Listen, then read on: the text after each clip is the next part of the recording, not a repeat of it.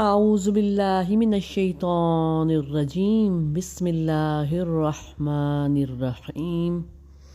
سورۃ النساء آیت نمبر 41، 42 اور 43 کو انشاءاللہ تعالی آج ہم مختصر تفسیر کے ساتھ پڑھیں گے۔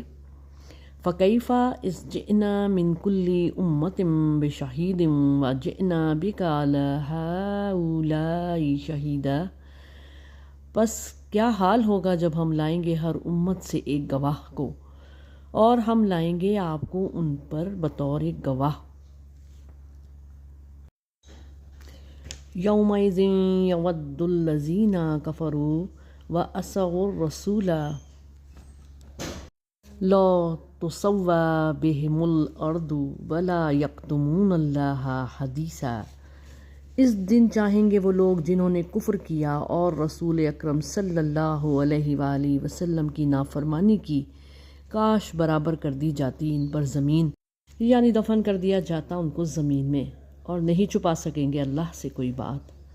آیت نمبر 43 یا ایھا الذین آمنوا لا تقربوا الصلاۃ، اے وہ لوگو جو ایمان لائے ہو نہ قریب جاؤ تم نماز کے، وَأَنْتُمْ سُكَارَىٰ حَتَّىٰ تَعْلَمُوا، اس حال میں کہ تم نشے میں ہو یہاں تک کہ تمہیں معلوم ہونے لگے، مَا تَقُولُونَ وَلَا جُنُبًا إِلَّا آبِرِي، جو تم کہہ رہے ہو، اور نہ جنابت کی حالت میں نماز کے قریب جاؤ سوائے اس حال میں کہ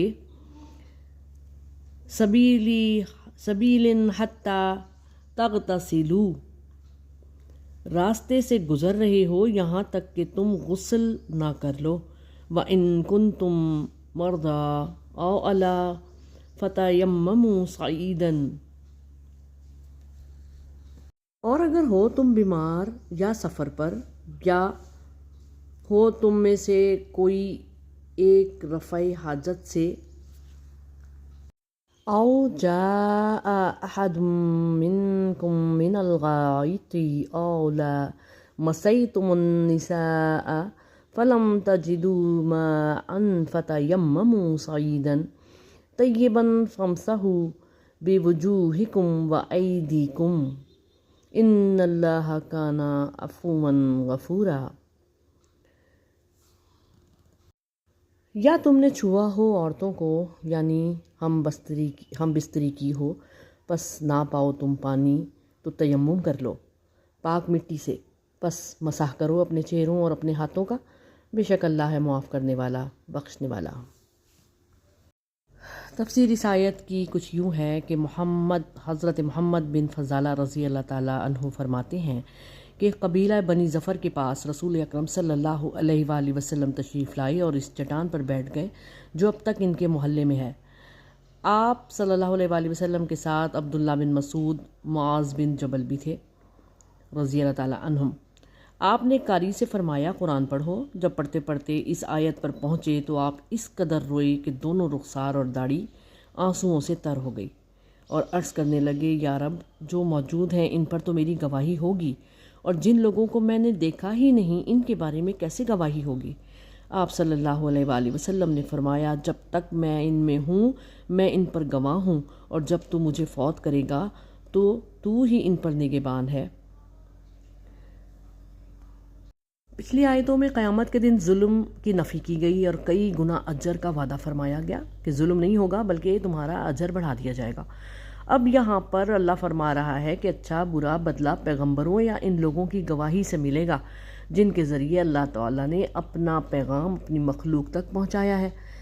یہی بات سورہ بقرہ میں آیت نمبر 143 میں بھی بیان فرمائی گئی ہے، اور رسول کریم صلی اللہ علیہ وآلہ وسلم اپنی امت پر اور پہلی امتوں پر دین پہنچانے کی گواہی دیں گے۔ المختصر، قیامت کے دن جتنے احکامات اللہ نے ہمیں دیے ہیں ان کے بارے میں پوچھا جائے گا کہ عمل کیا کہ نہیں کیا۔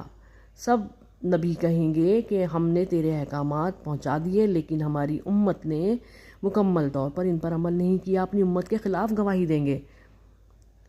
اب تو ان سے پوچھ کہ عمل کیوں نہیں کیا؟ اسی طرح نبی صلی اللہ علیہ وآلہ وسلم بھی امت کے خلاف گواہی دیں گے کہ ہم نے تیرے احکامات تو ان تک پہنچا دیے، اب تو ان سے پوچھ کہ عمل کیوں نہیں کیا؟ تو رسول اکرم صلی اللہ علیہ وآلہ وسلم اس وقت بری ہو جائیں گے، میں نے تو تیرا پیغام پہنچا دیا تھا، اور دنیا میں بھی تو پوچھا تھا رسول خدا صلی اللہ علیہ وآلہ وسلم نے۔ کب پوچھا تھا؟ اللہ کے نبی صلی اللہ علیہ وآلہ وسلم نے حجۃ الوداع میں پوچھا تھا کہ کیا میں نے پیغام اللہ کا تم تک پہنچا دیا؟ 3 بار یہ بات پوچھی، اور 3 بار لوگوں نے کہا ہاں آپ نے امانت کا حق ادا کر دیا، آپ نے اللہ کا پیغام ہم تک پہنچا دیا۔ پھر شہادت کی انگلی آسمان کی طرف اٹھا کر کہا اے اللہ گواہ رہنا، اللہم اشہد، اللہم اشہد، اللہم اشہد، 3 مرتبہ کہا۔ کوئی شخص بھی بہانہ نہیں بنا سکے گا کہ تیرا پیغام ہم تک نہیں پہنچا، کوئی نہیں کرے گا بہانہ، نہ بنا سکے گا۔ دل میں شاید خیال آئے گا کہ ہم تو بالکل مکر جاتے ہیں کہ ہم تک تو پیغام پہنچا ہی نہیں۔ نبیوں سے پوچھا جائے گا تو نبی کہیں گے ہم نے پیغام پہنچایا ان تک۔ پھر آخر میں نبی صلی اللہ علیہ وآلہ وسلم سے پوچھا جائے گا تو وہ بھی گواہی دیں گے سارے نبیوں کی کہ ہاں انہوں نے پیغام پہنچا دیا۔ اور جو اب چاہتے ہیں کہ ہم جھوٹ بول دیں کہ نہیں پہنچا، اب زبان سے انکار کرنا چاہیں گے تو زبانوں پہ مہر لگ جائے گی، ان کے منہوں پر مہریں لگ جائیں گی، بلکہ اس وقت ان کے ہاتھ اور پاؤں بولنے لگیں گے۔ پھر کہاں جا کر چھپیں گے؟ کوئی چیز اللہ سے چھپی ہوئی نہ ہے نہ اس وقت ہوگی۔ پھر اگلی آیت نمبر 42 میں اللہ فرماتا ہے یوم اذن، کون سا دن ہے یہ وہ دن ہے جس دن حساب کتاب ہوگا، قیامت کا دن 50,000 سال کے برابر۔ روز قیامت میں انسانوں کی مختلف حالتیں ہوں گی، اعمال اور حالات کے مطابق ہوں گی۔ کوئی پسینے میں ڈوبا ہے، کوئی نیلی آنکھیں لیے کھڑا ہے، تو کوئی کسی حال میں ہے، کوئی کسی حال میں ہے۔ لوگوں کے بیان بھی اس طویل دن میں بدلنے لگیں گے، صبح کچھ ہوں گے تو شام کو کچھ۔ اس دن کی طوالت سورج کی تپش، کوئی سایہ نہیں ہوگا، اس کا اندازہ ہم کریں تو روح کانپے گی۔ جو بات کریں گے اللہ سے چھپی بھی نہیں ہوگی، اللہ سے کوئی اپنے کرتوت نہ چھپا سکے گا۔ اس دن کالے کرتوتوں کا مزہ چکھنا پڑے گا، کس نے اطاعت کی، کس نے کفر کیا، کس کے حالات کیسے تھے، سب سامنے آ جائیں گے۔ وہ تمنا کریں گے کہ کاش ہم انسان نہ ہوتے، جانور ہی ہوتے۔ جس طرح جانوروں کو بھی ہلکا پھلکا حساب کتاب لے کر مٹی بنا کر اڑا دیا جائے گا، اسی طرح ہمیں بھی مٹی بنا دیا جاتا۔ شدت سے چاہنا، تمنا کو کہتے ہیں شدت سے چاہنا، کہ ہم کو بھی اللہ پرندوں کی طرح مٹی بنا دیتا۔ ہم نے پیغمبروں کا انکار کیا اور نافرمانی کی، صرف یہی دل میں ان کے خلیش ہوگی کہ ہم نے کتنا بڑا گناہ کر دیا، کاش ہم پر زمین برابر کر دی جائے، زمین پھٹ جائے، ہم اس میں چلے جائیں، دفن ہو جائیں، اور اوپر سے مٹی برابر کر دی جائے۔ سورۃ النبا آیت نمبر 40۔ جس دن انسان دیکھ لے گا جو اس کے دونوں ہاتھوں نے کمائی کی ہوگی اپنے سامنے قیامت کے دن پائے گا، اس دن وہ چاہے گا کہ کاش میں مٹی ہو جاتا۔ بہت سے لوگ تو قرآن کو مانتے ہیں، حدیث کو نہیں مانتے، تو پھر اس نے رسول اللہ صلی اللہ علیہ وآلہ وسلم کی نافرمانی کی، اور وہ اللہ سے کوئی بات چھپا نہ سکیں گے۔ جب اللہ ان سے سوال کرے گا، جب وہ زبان سے انکار کرنے لگیں گے تو ان کے منہوں پر مہریں لگیں گی اور ان کے جسم کے اعضاء بولنے لگیں گے۔ اس وقت انسان شرمندگی کے علاوہ کچھ نہ کر سکے گا۔ پیغمبروں کو، ان کی باتوں کو مانو، ان کی باتوں پر عمل کرنا ضروری ہے۔ بہت سی باتیں ہمیں قرآن میں نہیں ملتی لیکن حدیث میں ملتی ہیں، پیغمبر سکھاتے ہیں۔ جس طرح رسول خدا صلی اللہ علیہ وآلہ وسلم نے قرآن میں بتایا کہ نماز پڑھو، سکھائی کس نے پڑھنی؟ رسول خدا صلی اللہ علیہ وآلہ وسلم نے، اور حدیث میں ہمیں اس کا پورا طریقہ ملا۔ اور زکوٰۃ دو، کتنی دے، کب دے، کس کو دے، حدیث بتاتی ہے۔ حدیث قرآن کی تفصیل ہے۔ کو اللہ اور رسول دونوں کی اطاعت کا حکم دیا جا رہا ہے، جو کہ ہم نے کرنی ہے، ورنہ قیامت کے دن تم بھی اس طرح پچھتاؤ گے جیسے کہ لوگ پچھتائیں گے، نافرمان لوگ۔ اس کے بعد باری آتی ہے آیت نمبر 43 بہت اہم آیت ہے۔ یہاں پر شراب کی حرمت بتدریج جو ہے وہ بیان کی گئی ہے۔ سب سے پہلے تو رعایت دی گئی انسانوں کو کہ شراب پی سکتے ہیں، پھر ہم نے پڑھا کہ اس کے پینے کے فائدے کم، نقصان زیادہ ہیں۔ پھر کہا گیا کہ جب تم نشے کی حالت میں ہو تو نماز کے قریب بھی نہ جانا، اسی آیت میں۔ اور پھر آگے اگلی آیات میں ہم پڑھیں گے کہ شراب کو بالکل حرام قرار دے دیا گیا۔ نماز کو نشے کی حالت میں نہ پڑھنے کا یہ حکم جو جاری کیا گیا ہے کہ اے مسلمانوں، اے ایمان والو، نماز کے قریب بھی نہ جانا نشے کی حالت میں۔ تو جب بھی انسانوں کو پکارا گیا ہے اس طریقے سے کہ یا ایھا الذین آمنو، تو سمجھ جائیں مسلمان کہ اب کوئی اہم حکم آنے والا ہے۔ قرآن میں جس جگہ پہ بھی یہ والے الفاظ ہیں نا، فوراً سمجھ جائیں کہ یہاں پر اب آگے کوئی حکم آئے گا اور بہت اہم حکم ہے۔ تو یہ وہ حکم تھا کہ نہ قریب جاؤ تم نماز کے اس حال میں کہ تم نشے میں ہو۔ یعنی جب انسان نشے کی حالت میں ہوتا ہے نا، تو اس کو کچھ نہیں پتہ ہوتا کہ اس کے منہ سے کیا الفاظ نکل رہے ہیں۔ جیسے نیند کا غلبہ ہو جاتا ہے تو اس وقت بھی ایسا ہی محسوس ہوتا ہے کہ بولتے کچھ ہیں اور دوسرے ہماری بات پہ ہنس رہے ہوتے ہیں کہ تم نے نیند میں یہ ہمیں جواب دیا، ہمیں نہیں پتہ ہوتا اچھا ہم نے ایسے کب کہا۔ تو جب تمہیں پتہ ہی نہیں ہے کہ تم کیا منہ سے بول رہے ہو اور کیا تمہارے منہ سے نکل رہا ہے، اس کا مطلب کیا ہے، تو تم ایسی حالت میں نماز کے قریب نہ جاؤ۔ کیوں منع کیا اللہ تعالیٰ نے ایسی بات کرنے سے؟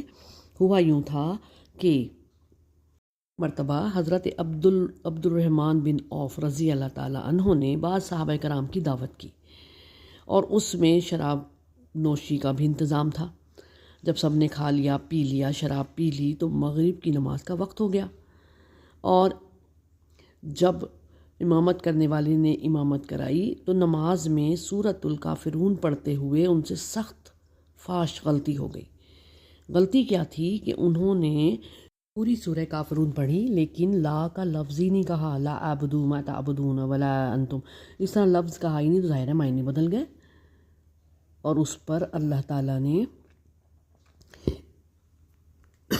پوری صورت میں انہوں نے لا کا لفظ ہی نہیں کہا، لا اعبد ما تعبدون ولا انتم عابدون ما اعبد ولا انا عابد ما عبدتم، جہاں جہاں لا آیا نا انہوں نے لا کو ہٹا دیا، یعنی نا کے بدلے ہاں میں ہو گئے۔ تو پھر اللہ تعالیٰ نے یہ آیت نازل فرمائی کہ اے مسلمانوں، شراب کے نشے کی حالت میں نماز کے قریب بھی مت جانا، نمازوں کی جگہ کے قریب بھی مت جانا، مطلب مسجدوں میں مت جانا۔ پھر اس کے بعد اگر تم ہو، غسل نہیں کر سکتے یا حالت جنابت میں ہو، غسل تم پر فرض ہے، پھر بھی تم نماز کے قریب نہ جاؤ، اس کی جگہوں کے قریب نہ جاؤ۔ ہاں غسل کر لو تو پھر جا سکتے ہو، اور رفع حاجت سے اگر تم فارغ ہو گئے ہو یا بیویوں سے تم نے ہم بستری کی ہے، تو یاد رہے یہاں پر ایک بات کہ بیوی کو چھونے سے جو ہے نا وضو نہیں ٹوٹتا۔ کیوں؟ بی بی عائشہ رضی اللہ تعالیٰ عنہ فرماتی ہیں کہ رسول کریم صلی اللہ علیہ وآلہ وسلم نماز پڑھ رہے ہوتے تھے تو سجدہ کرتے ہوئے میرے پاؤں اپنے ہاتھ سے پیچھے کرتے تھے اور پھر سجدہ کرتے تھے۔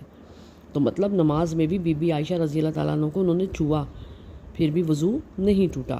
تو بیویوں کو صرف چھونے سے وضو نہیں ٹوٹتا، ہاں ان سے جمع کرو، ان سے ہم بستری کرو تو وضو ٹوٹتا ہے، اور پھر تم بغیر غسل کے مسجدوں میں نہ جاؤ، نماز کے قریب نہ جاؤ۔ ہاں اگر تم کو پانی نہ ملے، وضو نہ کر سکو، غسل نہ کر سکو، یا پانی کے ہوتے ہوئے بھی تمہیں پانی استعمال کرنے سے تم قاصر ہو، کوئی بیماری ہے، کوئی زخم ہے جو پانی سے بڑھ سکتا ہے، تمہیں بخار ہے یا پھر سردی بہت ہے، پانی بہت ٹھنڈا ہے کہ تم پانی استعمال کرو گے تو سخت بیمار ہونے کا خدشہ ہے، یا پانی ہے ہی نہیں، چاہے سفر ہو یا حضر ہو، تو تم تیمم کر لیا کرو۔ تیمم، یہ آیت تیمم جو ہے وہ میری پیاری ماں بی بی عائشہ رضی اللہ تعالیٰ عنہ کی وجہ سے اللہ تعالیٰ نے نازل فرمائی۔ آیت تیمم یہ ہے، تیمم کیسے کرنا ہے؟ پاک زمین سے تیمم کرنا ہے۔ اس کی شان نزول کیا ہے؟ غزوہ بنی مستلق میں جب لشکر اسلام رات کے وقت ایک بیابان میں ٹھہرا جہاں پانی نہ تھا، اور صبح وہاں سے کوچ کرنے کا ارادہ تھا مسلمانوں کا، تو وہاں پر حضرت ام المومنین حضرت عائشہ رضی اللہ تعالیٰ عنہ کا ہار گم ہو گیا، اور اس کی تلاش کے لیے میرے نبی صلی اللہ علیہ وآلہ وسلم نے وہاں پہ رات کو قیام فرمایا۔ صبح ہوئی تو پانی نہیں تھا، اس پر اللہ تعالیٰ نے آیت تیمم نازل فرمائی۔ تیمم کیسے کرتے ہیں؟ زمین پر 2 بار ہاتھ مارا، رسول خدا صلی اللہ علیہ وسلم نے طریقہ دکھایا، اور اپنے چہروں اور اپنے ہاتھوں پر پھیر لیا۔ زمین پر ہاتھ مارا تو ہاتھ پر مٹی لگ گئی، تو اللہ تعالیٰ نے یہ کتنا آسان طریقہ مسلمانوں کے لیے نازل فرمایا۔ بلا شبہ اللہ بڑا معاف کرنے والا، بڑا بخشنے والا ہے، اور اسی وجہ سے اللہ پاک نے انسانوں کو آسان حکم دے کر تنگیوں سے بچایا ہے ہمیشہ۔ تیمم کا حکم ایک انعام ہے جو کہ صرف امت محمدیہ صلی اللہ علیہ وآلہ وسلم کو ملا ہے۔ اللہ کا احسان ہی تو ہے کہ وضو طہارت کے لیے ایک ایسی چیز کو پانی کا قائم مقام بنا دیا جس کا حصول بہت آسان ہے۔ ظاہر ہے مٹی زمین ہر جگہ بہت آسانی سے ہمیں مل جائے گی، اور ایک تیمم سے بہت سارے فرض اور نوافل انسان ادا کر سکتا ہے۔ اور دوسرا اس کا فائدہ یہ ہے کہ تیمم کرنے والا امام جو ہے اس کے پیچھے بہت سارے وہ لوگ جو کہ غسل کر کے آئے ہوں، پانی سے وضو کر کے آئے ہوں، وہ بھی نماز پڑھ سکتے ہیں۔ تو جب یہ تیمم کی آیت کو دیکھا سنا تو حضرت اسید بن حضیر رضی اللہ تعالیٰ عنہ نے فرمایا کہ اے آل ابو بکر، یہ تمہاری پہلی ہی برکت نہیں ہے، تمہاری برکتوں سے مسلمانوں کو بہت سی آسانیاں اور بہت سے فائدے پہنچے ہیں۔ اور پھر کیا ہوا کہ جب اونٹ کو اٹھایا گیا نا تو اس کے نیچے سے ہار بھی مل گیا، تو مطلب ہار گما نہیں تھا۔ اللہ تعالیٰ نے آیت تیمم کو نازل کرنے کے لیے ایک پس منظر بنایا تھا، ایک بہانہ بنایا تھا۔ سبحان اللہ۔ تعالیٰ نے بی بی عائشہ صدیقہ رضی اللہ تعالیٰ عنہ کی شان کو اور زیادہ اجاگر کرنا تھا، اور رہتی دنیا تک انشاءاللہ تعالیٰ تمام مسلمان اس آیت تیمم سے اور تیمم کرنے سے فائدہ اٹھاتے ہی رہیں گے۔ سبحان اللہ۔ اللہ پاک ہے تو، اور آسانیاں کرنے والا ہے تو، عفو اور درگزر کرنے والا ہے تو۔ اے اللہ ہم سب کو نماز قائم کرنا کی توفیق عطا فرما، اور اے مالک ہم سب کو قرآن کو سمجھ کر پڑھنے کی اور اس پر عمل کرنے کی بھی توفیق عطا فرما دے۔ آمین ثم آمین یا رب العالمین۔ اللہم صلی علی سیدنا محمد وعلی آل سیدنا محمد واصحاب سیدنا محمد وبارک وسلم وصلوا علیہ تسلیما۔